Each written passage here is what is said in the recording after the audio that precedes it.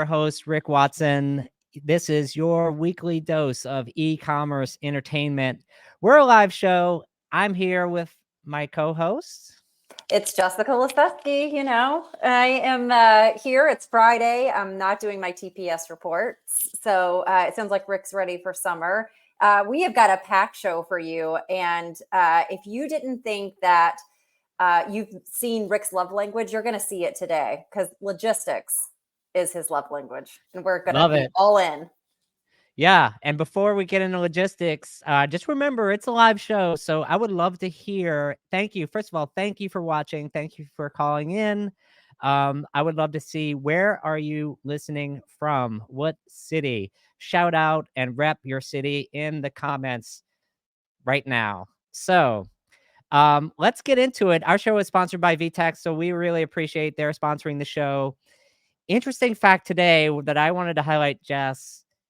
1775. We're going to go back. The American Revolution begins in Lexington, Massachusetts. The shot heard around the world took place later that day in Concord, Massachusetts. Oh, wow. That's interesting and a big deal, right? Yeah. That's pretty exciting. So that's about today. Today we have a supply chain episode. As Jess said, she is totally correct. Supply chain and logistics is my love language. We have a great guest. We're going to talk about, look, if they are dry, if there's a drier topic than we can talk about, I can't figure on. We're going to talk about Section 321. What the heck is Section 321? We're talking about cross-border customs. We're also then going to cover things like manufacturing overseas, how to get a direct-to-consumer manufacturing model in your business. What does that mean? Is free shipping still useful? We're going to be all over the supply chain today, so I'm excited to get into it. Yeah, but these are really relevant topics. I mean, I think we all believe like the Section 321 thing is the gift that keeps on giving to Shein and Temu, and there's just so much to talk about. So I can't wait to dive in. But before we go, we've got to hit the headlines in our headline hangover. So we want to fire it up.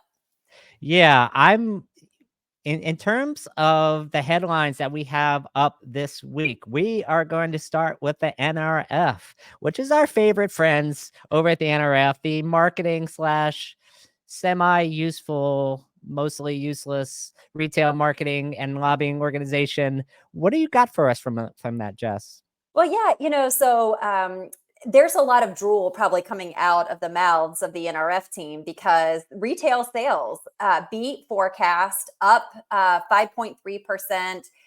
If you look at what was tracked by Retail Dive, the NRF, is like talking around the 5.6, but the 2.2 range. There's lots of different numbers flowing around. And it's because we look at it on a month-over-month basis. We look at it at a year-over-year basis. You strip out non-store, which is e-commerce and infomercials. I didn't really know those were still a thing.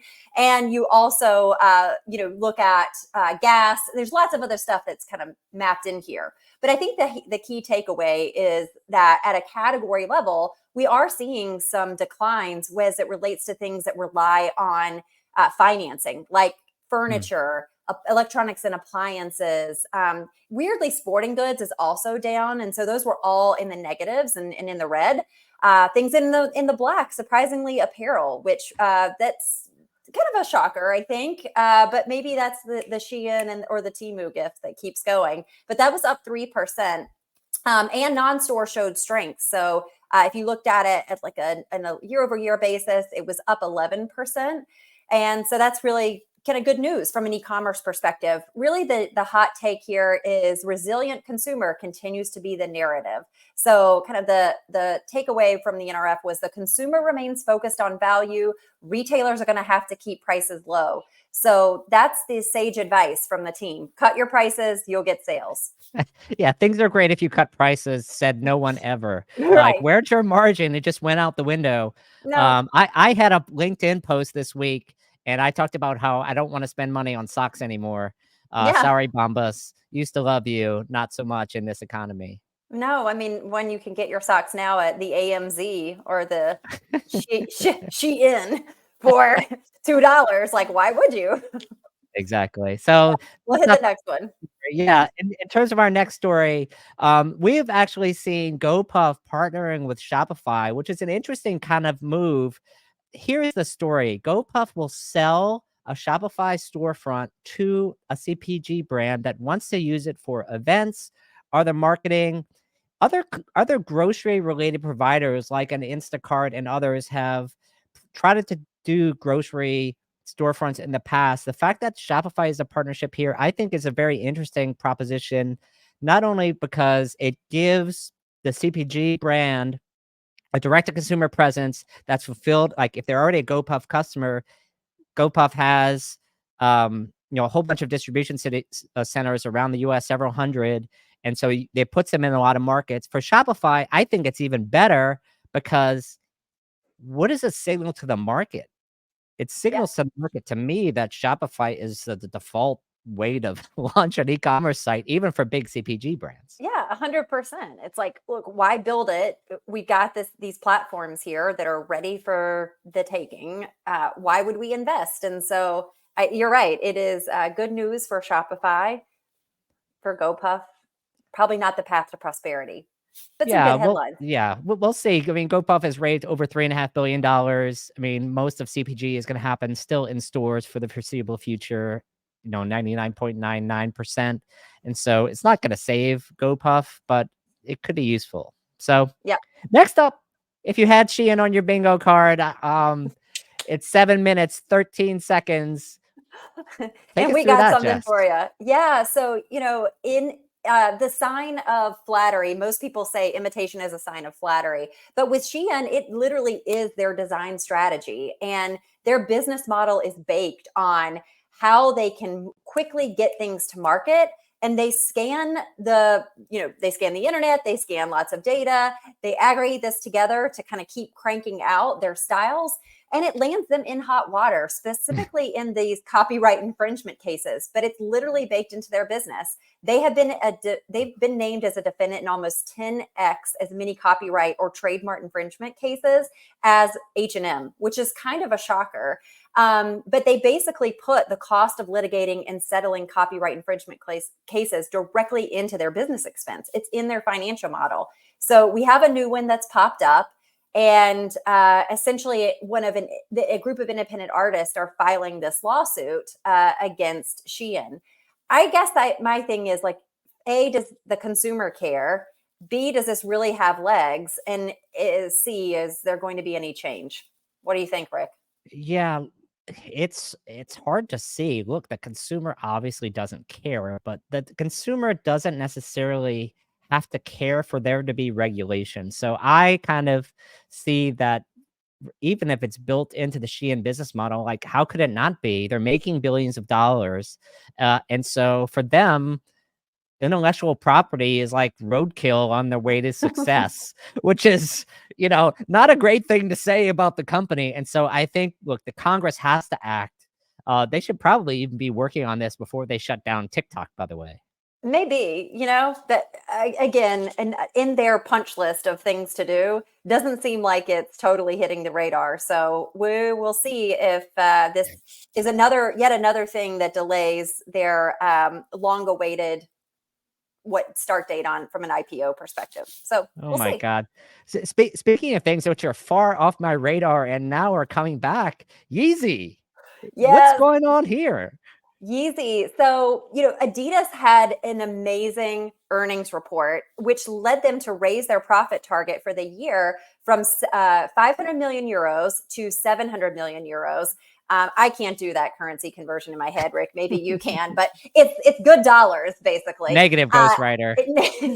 so the interesting thing is probably what boosted their earnings report was this revenue generated. It was to the tune of around 150 million and an operating profit of 50 million for the first quarter because of Yeezys. So Yeezys, which has been like the black mark on Adidas, literally is the gift that keeps on giving. But what was more interesting about this story was if you strip out Yeezy, and it was the headline grabber, sales still grew 5% year over year, gross margin up 550 bips. So it's the best organic top line growth since early 2021. So I mean, do you think this is a turnaround for Adidas? Is Adidas got game and Nike doesn't? What you got, Rick? Yeah, survey says, nope, this is not going to be a turnaround for Adidas. We have a big problem here. This is Adidas's growth plan. So I'm going to take the bear on this one. All right. I don't see how they're going around. Look, Nike's not doing much better. It seems like Hoka and On have much better plans for growth and actual product innovation that the rest of the industry doesn't seem to be catching up with. Yeah, I mean that's the thing. The Adidas, the retro styles were kind of, if you teased apart, it was retro soccer, basketball that helped. I don't know. We'll see. So Yeah. remains to be seen. I'm sure we will be reporting on this one again soon. But you got one more for us, right? To bring Yeah. this So look, home. speaking of product innovation that I am freaking exciting about, this is new, this new one I think you're gonna love too. Barbie now has a catch up. So here's the situation that's happening. Mattel and Heinz has teamed up 1 year after the launch of the Barbie movie. Questionable timing. However, this is the 65th year anniversary of Barbie, but also 1 year after the movie. Is anybody going to care about this? And is this what they're looking for? Can you believe it? It's pretty Oh, exciting. Is this enough? It won't stop. But look, my boy Ryan Gosling was on SNL this past weekend. His whole monologue was about how he can't let go of Ken. So look, I think that, Heinz still took advantage of Barbie mania. There must still be some legs here. It also, let's just say, in the niches of the niches, is a pink vegan mayo. I don't know. I mean, is it really going to sell? Probably not, but they got some PR out of it, and hey, we're talking about it. So, bada bing, I bada love boom. it. Yeah, bada bing, bada boom. And that's our headline hangover today. So we can wrap that up. From here, we kind of move into the main supply chain part of our episode. And to do that, we're going to talk about a couple of things that I already talked about: custom section 321, supply chain, last mile, Amazon, all the carriers that are out there. If you have questions that you would like us to answer, please drop them in the comments as we're going to talk about today. But first, I wanted to introduce our guest on the show, which I could not be more excited about him coming on. Rajeeb Mohapatra, he's a 20-year veteran of e-commerce. He's the CEO and founder of Redefine Logistics. He That company works with mid-market customers to do a direct manufacturing to consumer model from overseas directly to your doorstep. He's been with logistics companies such as Pitney Bowes, Office Depot, Dell. Who's talked about Dell in a while? We'll have to ask him about that. I don't know. Anyway, I'm happy to introduce Rajeeb that way, and I'm super excited about having him on the show. Yeah, and Rick, I think that you did leave out one of the key parts of the story because you Oh, and Rajiv go way back, like way back in the time machine, and I think we got to bring him out to tell that story. So let's welcome Rajiv. All right, all right. Hello, Happy hello. Friday. Happy Friday.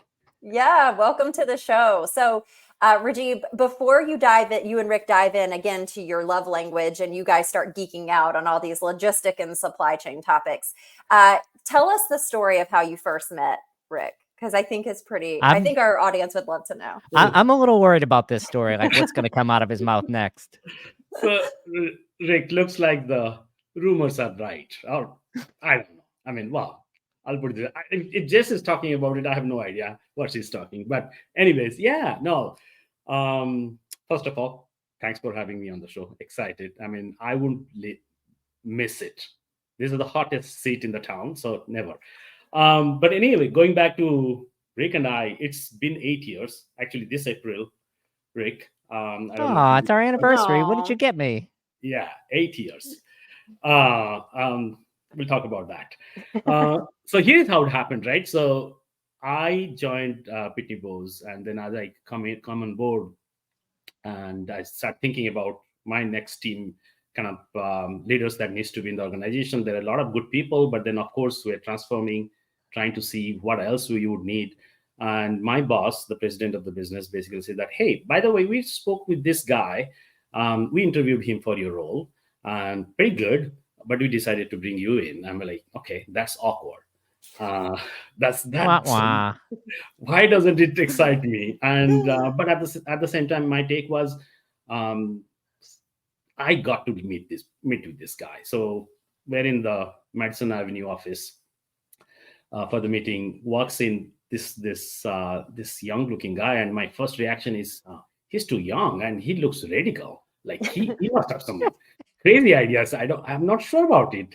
And again, it's like my defensive strategy kicks in, right? Then he starts talking, and I realize, okay, this guy is hiding an old soul inside himself.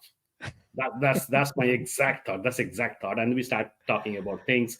The role was heading the entire product retail side of the product organization, and he starts talking about why it's so important to build something that matters for the customers. Not and then doesn't talk about the typical roadmap, Yeah. features, functionalities, and prioritization. And I'm in my mind, I'm starting to calm down and say, that, thank God. And that's it. I think that was the best 1.5 hours spent in Madison Avenue office, and then ever since we have been good friends. He's a great guy. I'm glad we brought in. And Jess, you said something about our kind of love story over there. It was a great fit for the role, but as a person that I could trust and then rely on, someone who can actually lead things without me thinking about things, anyone couldn't have been any better. Yeah. Rick was the guy. I completely agree. Well, and really what you're harnessing in on is that we need Rick's skincare routine, basically, because he still looks the same. So Absolutely. He hasn't lost his touch, and then that's his mind, and which is exactly what we need in the industry. To be honest, a lot of people do. 100%. Yeah. So let's dive in. Rick, do you want to kick us off with section 321?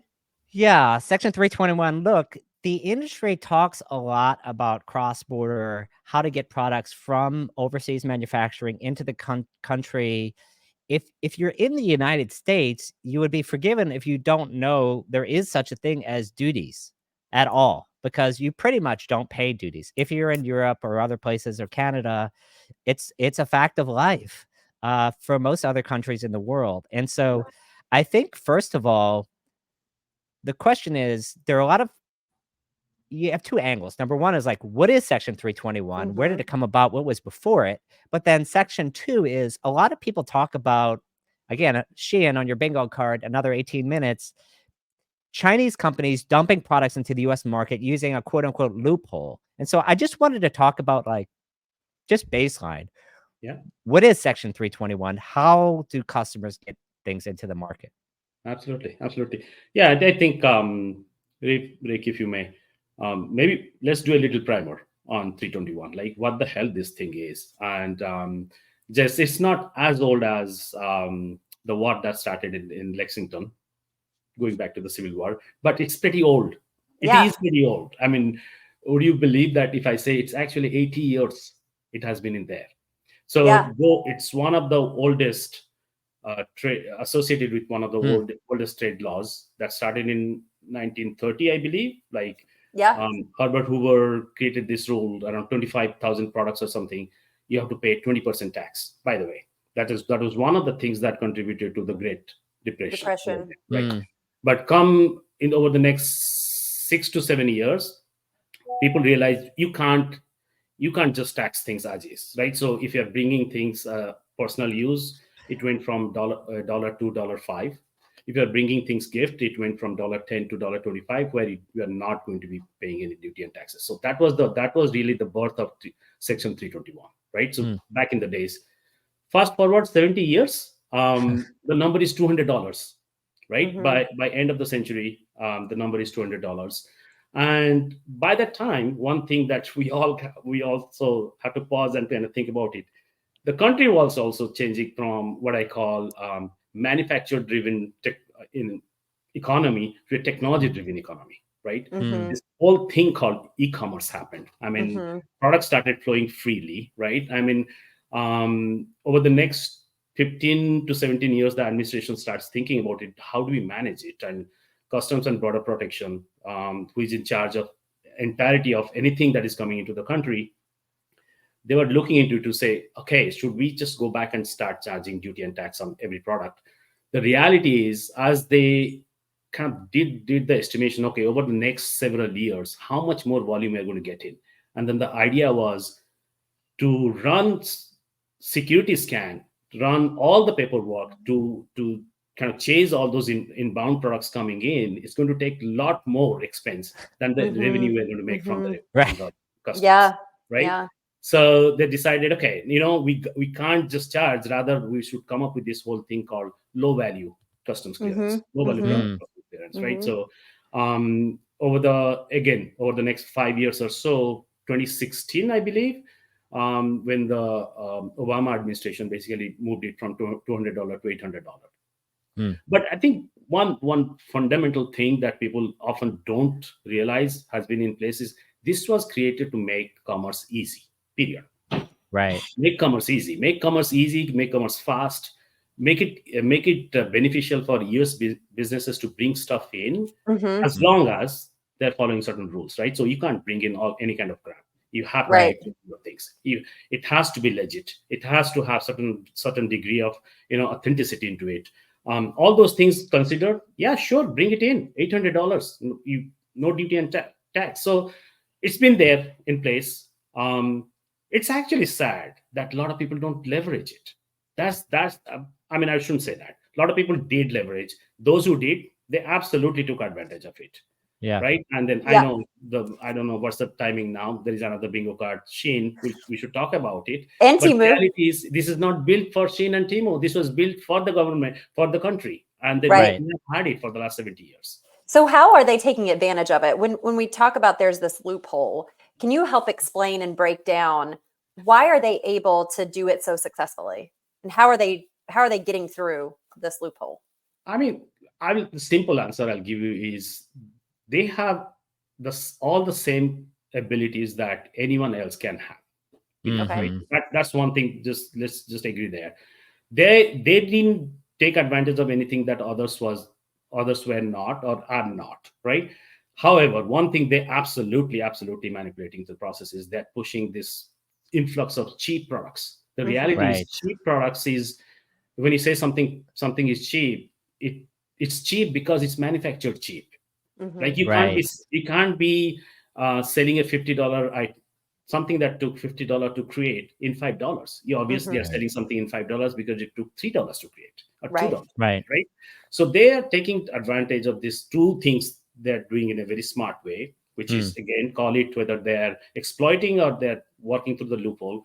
They created this low value right. experience thing. Maybe they tore one of those playbooks, pages from the playbook from Walmart, to low price guarantee. Mm-hmm. That attracts the customers a lot.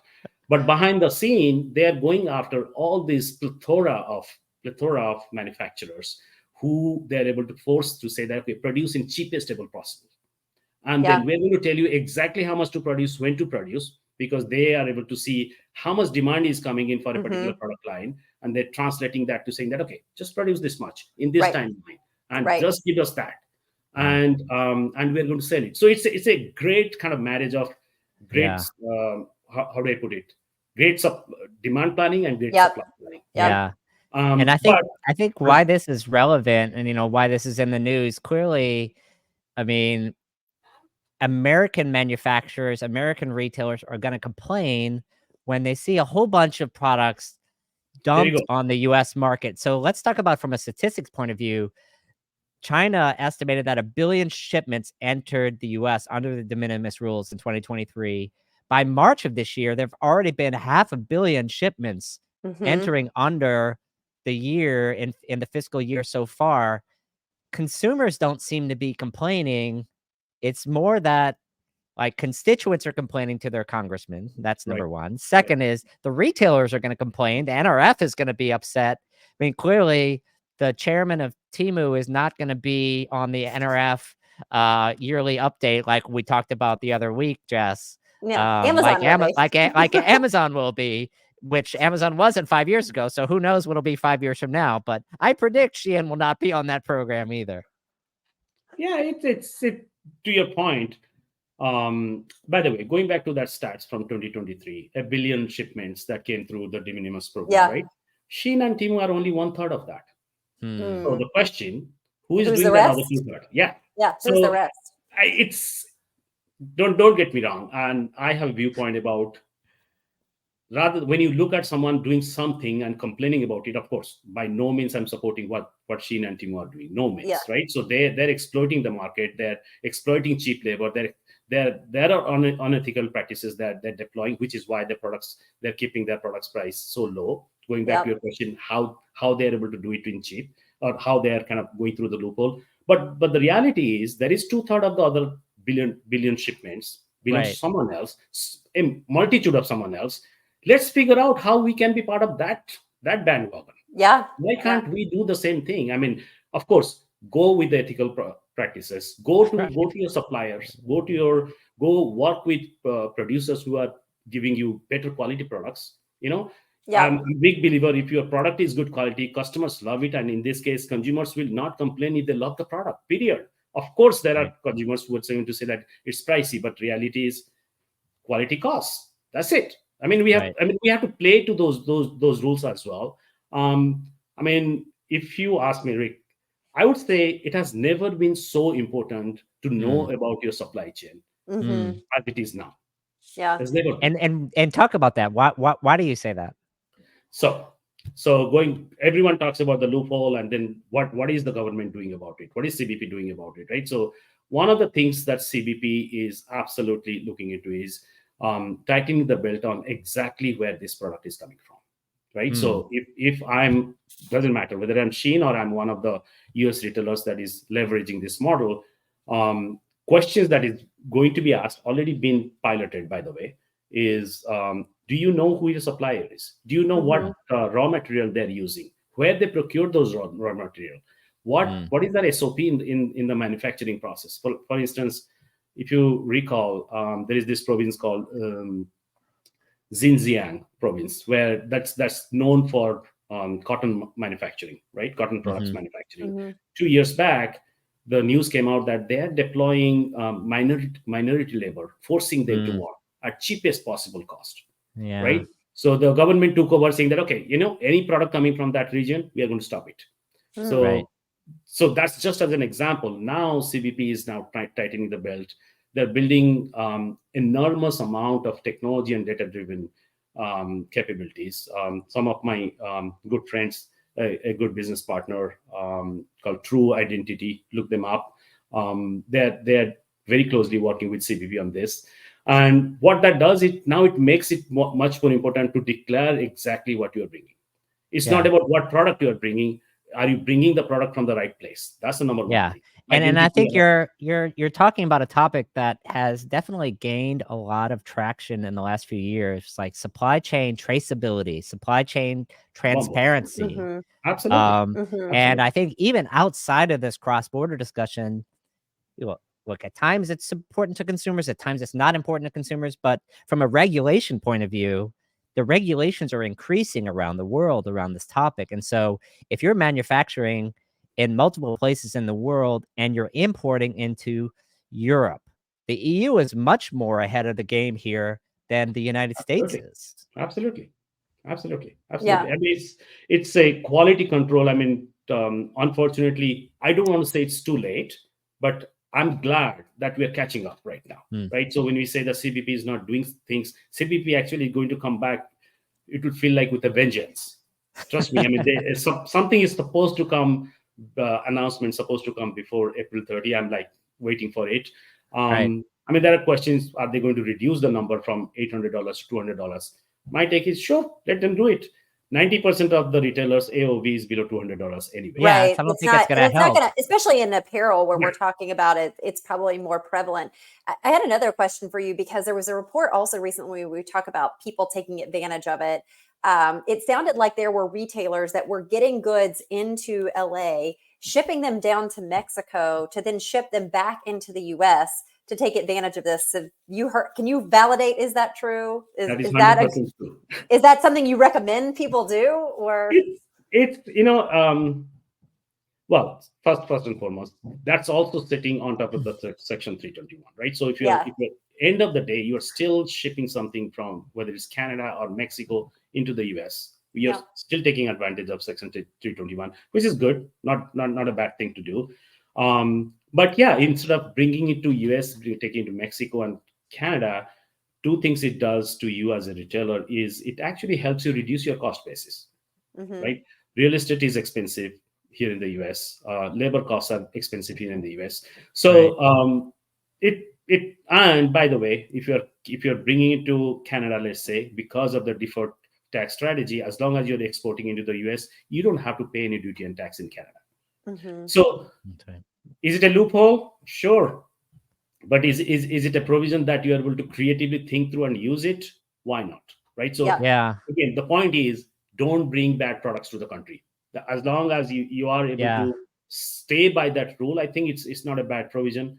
And then, is this for everyone? Maybe not, right? So if there are stuff that you can do through direct manufacture to consumer, from wherever it's being produced through air freight, smaller parcels, then you don't have to stage it in Canada or stage it in Hmm. Mexico. Hmm. But if you're bringing in, let's say, big and bulky products, you know that you can think about many big and bulky products. Yeah. It's expensive to bring it and then in a ocean freight and put it here in the country. Yeah, keep it other side of the border, Yeah. not a problem. Yeah. That makes sense. I mean, look, even I was listening to UPS's Investor Day. This is like 3 weeks back, and I'll be damned if they didn't mention on the call manufacturers bringing in product from overseas into Mexico, housing it in Mexico, and then if you're exporting it into the US, you're not paying any duties on that. Because the consumer's importing it. And so I think even for UPS sees it as a big cultural shift and trend Absolutely. in the Absolutely. retailer landscape that could be a big source of revenue for them. Absolutely.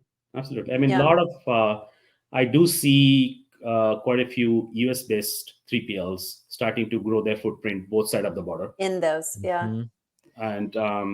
And that's good because it brings in some innovation. There's definitely going to be more creativity around exactly how we manage. I mean, there are other aspects that we'll have to think about. Security, one a big Sure. deal, right?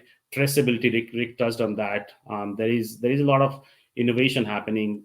Supply chain in general, one of those I always joke, it's the blue collar function of a white collar business called e-commerce, right?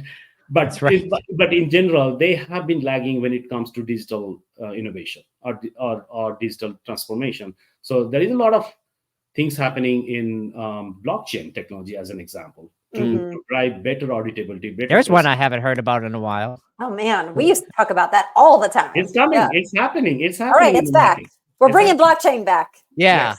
like sexy. No, it's happening. It's again. Well, I think one of the taglines should be, yeah, make supply chain sexy again. Yes, that's right. But Call it. Love it. you're right.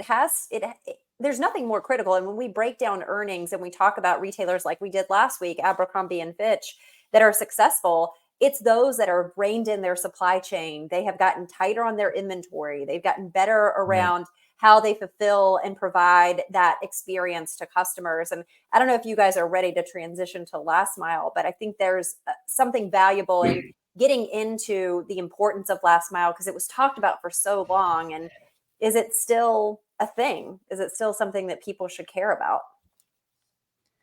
Yeah, I think this is a good transition point into our next topic, which is last mile. Uh, Ultimately, look, the last mile is the most expensive mile. Yeah. Transportation is the most expensive part of e-commerce from a cost point of view.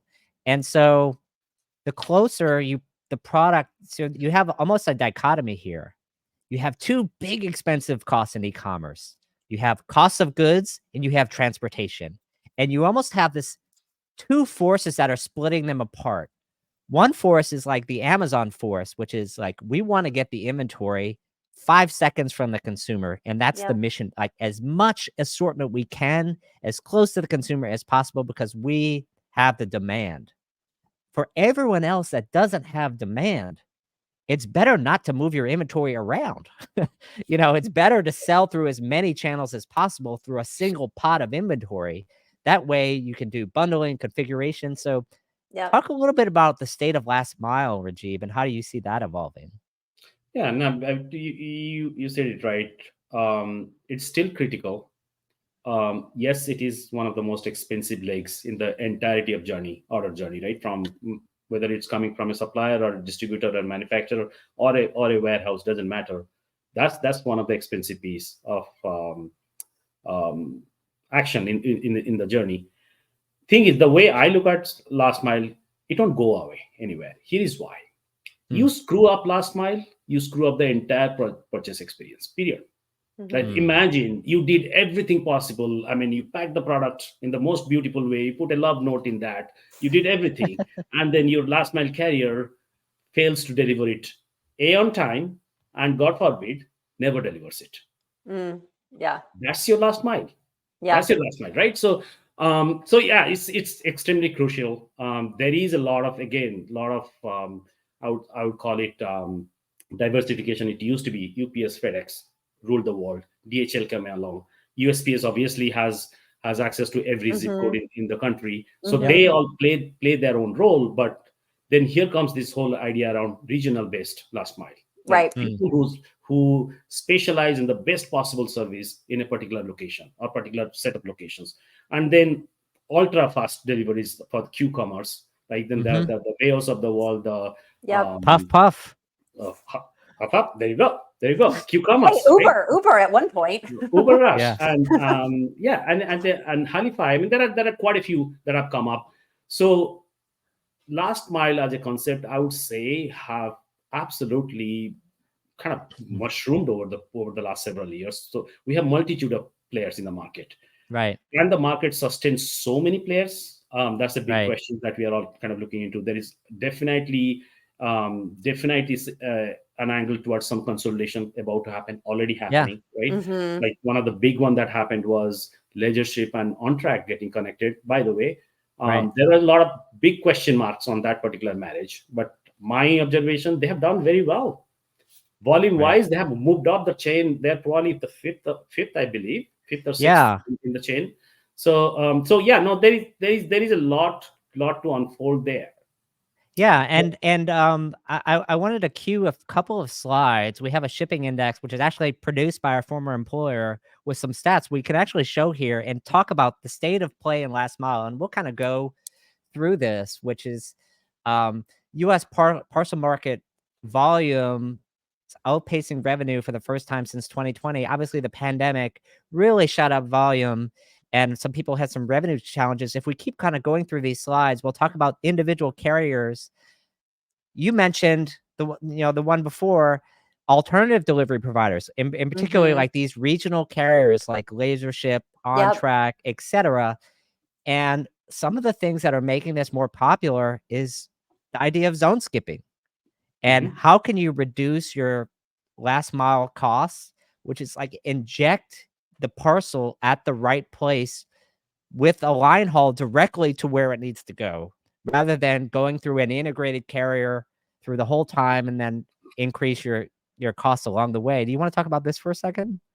Yeah, no, absolutely. This is where I would say majority of the players have still taken advantage of what the U.S. Postal Service has to provide, right? So they Mhm. Hmm. have access to every zip code in the country, and as long as you can bring your sorted parcels to one of the closest facility where your customers are, they're going to deliver it, right? And they have a multitude of services apart from their own service called work share program, right? So you sort it, the typical services, parcel selector, parcel select lightweight. Sorry, I'm going a little technical over here.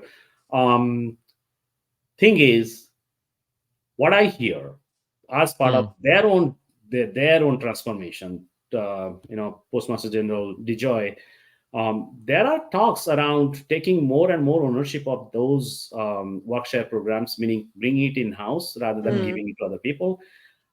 It would be interesting to see what that does to the whole consortium of these regional providers or Yeah. national providers that took advantage of it.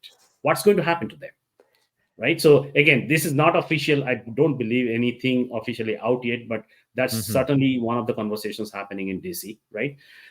But going back to your question about zone skipping, who is going to help me do the zone skipping? Funny thing is, there are actually some local airline providers, air service providers, air freights Mm, that are still playing a role of saying that, give it to us in Chicago. We can take it right, to Nashville without Mm. you moving it through truck. There are providers who are playing that right. card. Yeah, I think I've Even seen like Margo in the space, and there are others like around there. so that there are quite a few of those services. I mean, again, traditionally that was done by UPS and FedEx, right? Huh. FedEx used to do that for USPS, right? So when Yeah. um, Now UPS. priority, yes, they and then now move to UPS. And to me, not to get distracted, that's a I call it win-win-win story, right? It's not a win-win story. It's a win-win and win story. Why win-win-win story? FedEx used to lose money, so they're walking away from Yeah. losses, which is perfect. USPS used to spend $1.6 billion on FedEx for that. They're going to spend $1.5 billion Hmm. with UPS, $100 million savings. So win, Right. right? And for UPS, they still get access to that extra volume. Right. They are not required, or they don't actually need to invest more into their air transport infrastructure. They have enough. Right. They Right. should be able. They are able to absorb it without any additional cost. But being in close contact with USPS, they're probably one of the. This is my bit of a speculative Hmm. guess. They're probably going to be one of the ones that are going to get waivered, that they would still have access to those work share programs that USPS has. Hmm. USPS might cut ties with others, but then UPS, given they're going to fly some of their products, they on the flip side, they'll have that extra advantage. So Yeah. anyway, I think that zone skipping thing that UPS is going to continue to do for USPS will continue, but there are alternative solutions that Right. creative players are able to kind of go figure it out and then still do zone skipping, because if you don't, you land up being just a regional player. You are never going to be a national player. Right. Yeah, that's I mean, it's super interesting. I mean, we've seen so much change in the logistics market. In the height of the pandemic, it was sexy for every retailer to be their own logistics provider. I mean, do we have to go down the list? American Eagle, Gap, um, Flexport. I don't want to talk about Flexport because I don't want to get canceled anymore. But Shein just partnered with Flexport. Yeah. So do retailers not named Amazon, can they be logistics providers? So when I read Pitney Bowes' parcel index report, Rick, I don't know if you picked it up or not. Their volume, Amazon Global Logistics volume, Yeah, went I up think we have a slide on significantly. this. Let's get it up now. We picked it up. We're on top of things at the weekend here. Come on, Rajeeb. Yeah, no, I know. I was like, I was waiting for you to bring it up. There is an interesting story there, but go ahead. So the numbers for it went up, right, 16%, but the revenue did not go up that high. So here is a question: they're Mhm. able to get higher volume of products delivered or parcels delivered at cheaper cost. Yeah. So somewhere there, someone has to think about, should I not use them Yeah, we versus should can I link be this. using someone else? Uh, I mean, that's the question, and that's the question I'm bringing up. On the flip side, that's also I would say it's a wake up call for the traditional carriers. How are they going to compete with Amazon, where they're able to constantly year over year increase the volume but not increase their cost basis, right? I mean, yes, Hmm. it's a less revenue story for Amazon, but the beauty is they're able to do it in a much more effective way or efficient way. So as a national carrier, how long they think they can continue to charge much higher for Yeah. similar kind of parcels? So there is Yeah. definitely a question out there that needs to be looked at. Yeah, look, Amazon doesn't seem to have any trouble with growth. Amazon seems acutely aware that in order to compete with low-cost carriers and offer low-cost merchandise on its site, it needs to reduce its own cost to serve. I mean, you listen to Andy Jassy and some of his reports, every third word out of his mouth was cost to serve. Yep. Yeah. Yep. But going to your point, Rick, on the can retailers or should retailers be their own logistics? The answer is no. It's too expensive. Think about the investment that Amazon had to make to get to where Right. they are. And yes, they got a hall pass for like 10 years, basically, from Wall Street on this promise of profitability. It really coming down to the fact what they were going to own and the land grab. Not every retailer has that flexibility or affordability. And just now look at the market dynamics. Profitability is the payout, right? And that's what everybody's looking at. So I think even if Amazon was in this environment right now, 10 years ago, it would be tough for them to do what they did. It was just a different dynamic back then. So I don't believe retailers can be in this space. I think we've got to rely on the carriers or come up with new solutions to get better at last mile. Yeah. One thing you said, I totally agree with.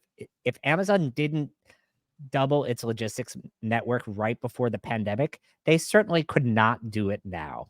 Right. And so it was the perfect 100%. time for them for like Jeff Bezos to like, hey, we just doubled everything. Peace out, Andy. This is your problem now. Good I luck. think it's I'll be on my boat. I'll be on my boat. Which, by the way, I finally got out of port, so now I'm going to Miami. Right. Peace I'll out, be bitches. either by boat or in space, but I'm parking this in the problems that I don't have to care about. This is awesome. So I think this is a good. Yeah, go ahead, Rajeeb. Rick, one last thought, right? So, and just to kind of sum up the conversation on whether retailers should go for it or not. Here is my viewpoint. Retailers, find the nicheness in your products, in your marketing. Keep doing that. That's what you're great at. Go trying to become Amazon, impossible. Period. Right. Impossible. Right. Don't try to create a logistics service. I mean, figure out who else can provide you that service. Just stay in your swim lane. That's my kind of 2 cents. Yeah. Look, Hugo had a comment. If Amazon can't make their 2-day promise, you don't have a hope to. So leave the work to the carriers. This has been a fantastic conversation. I really appreciate you being on, Rajeeb. You're my best boss I ever worked with. And I'll continue to say that today. So don't go too far, because we're going to bring you on for our dance party later on. Ooh, yeah. So okay. work on your moves. I have to figure that out. Yes. We're going to continue with our next segment, which is the robots are winning, or maybe not winning. This is our AI segment. And so we're excited to queue up this segment for everyone.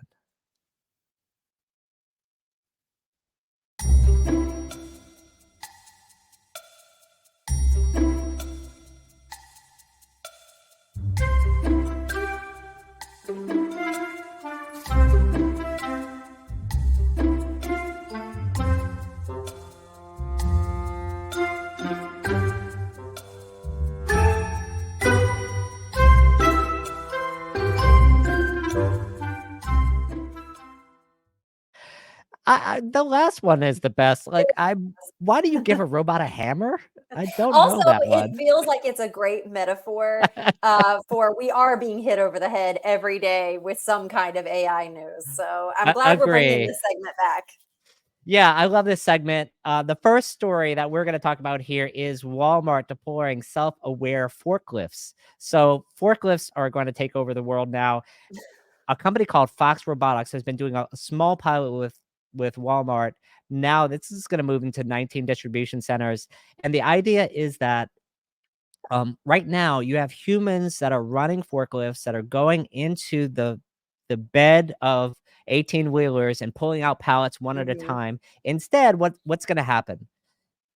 The forklift is going to be self-driving. By what? AI. And the pallets are going to be barcoded. And so it's going to go up to a pallet. It's going to know what's picking up. And the human is going to be in the back just sort of watching this all happen. I was like watching some of these videos on the Fox Robotics website. It's cool stuff. And I think it's definitely used for AI. And it's sort of one aspect of, intake into a warehouse that's not been automated by AI. So it's something I'm excited to continue seeing. Yeah, but definitely if someone like Walmart figures this out and scale, that really is where rubber meets the road on jobs and elimination of jobs. I know that we talked a lot about, so it will for sure be one to watch. Eliminating jobs. No, AI creates jobs, Jess. Well, yeah, And that's it, because they're just going to get to sit and watch, or maybe it's like a video game control, and it's like I'm in the exactly. Fortnite world, and I just get to control the spot going around. 100%. And that's actually just a good tee up for our second story, which is companies reskilling for AI. We are talking about there's a new Adecco Group report which says 66% of the companies that need AI talent in their business, which is like, look, most companies are going to need AI talent eventually. They're talking about acquiring them from the outside rather than reskilling their existing employees. Mm. I have like a serious problem with this issue with this report. Not that the report was done, but more like companies. What are you thinking? There aren't that many AI talent. There isn't that much AI talent in the world. It kind of reminds me like when you go back to NFTs Yes. and like a few years ago, it's like we need someone with 5 years of NFT experience. I'm like there are 0 people on the planet that have that kind of background, and 0. so how is this going to work? The story that Adecco is trying to get companies to think about is like, how do you reskill your current employees to help in this AI revolution that's going to be happening to the US workforce? Yeah, and it's really tough because it does, in some cases, it really is a case by case basis of what your needs are, right? And I wonder if we'll have more consultants pop up in this space, or consultancies, and we'll talk about our big five that build out these practices that they plug in, and they're going to help upskill your workers. So Yeah, somebody's going to be there for the taking. yeah, Accenture and Deloitte are going to view this as a huge opportunity. That's a good thing to see. In other AI news, Otto Group, which is the owner of Crate and Barrel, has talked about they're producing some research which says that AI has had a big impact on their product development cycles, such that they've been able to reduce product development times from 12 weeks to 2 weeks with the help of 3D modeling software combined with AI. Now, these reports, like, I don't fully trust them, to be honest with you, because how much of this is due to the software improvement, Right. just not doing everything manually versus the AI aspect of it? Yeah. I don't trust these companies. It's almost like there are a lot of companies AI washing Yeah. their Like innovation out there. yeah. Can I add another angle in that too? Because in that report, yeah, to your point, 3D modeling is already there. Companies have already been doing this, and they talked about even bypassing the sampling process, and that's just a company cutting corners. Let's call it what it is, and loosening the reins on what used to be a very rigorous process of how you could bring things to market. And so it's just making a conscious decision of, hey, we do want to move faster. We do need to get goods here faster. We do need to react to consumer demand faster. So what are we going to have to do? We're going to have to change our process. Does it have to do with AI, or is it more just, hey, we're cool if we don't see a sample of that couch? Yeah, exactly. I think a lot of this, the 80% is probably not AI. The 80% is just doing it better and smarter with software, reducing the number of steps in the flow, having a better process. Our humble producer, Vinny O'Brien, was working on this with a company called Pentland Brands in 2009. So that's also proof that AI was not necessary there, at least not the modern AI we're talking about today. So I'm going to call this AI washing. So that wraps up our AI segment for today. And with that, what do we have next, Jess? Well, with that, we're going to close out on our happiest part of the show, which is the happy dance. Rajeeb, we're bringing you back. We have been waiting to see your moves, because Yeah. if your moves are as good as your supply chain knowledge, you're going to smoke us. So Yeah. let's see what you got. Let's bring No. it home. Have a great weekend, everybody. Yeah, this comment is going to bring us down into the dance party. Thank you, Rajeeb. You're so right about how quickly your supply chain is an experience. Our job is customer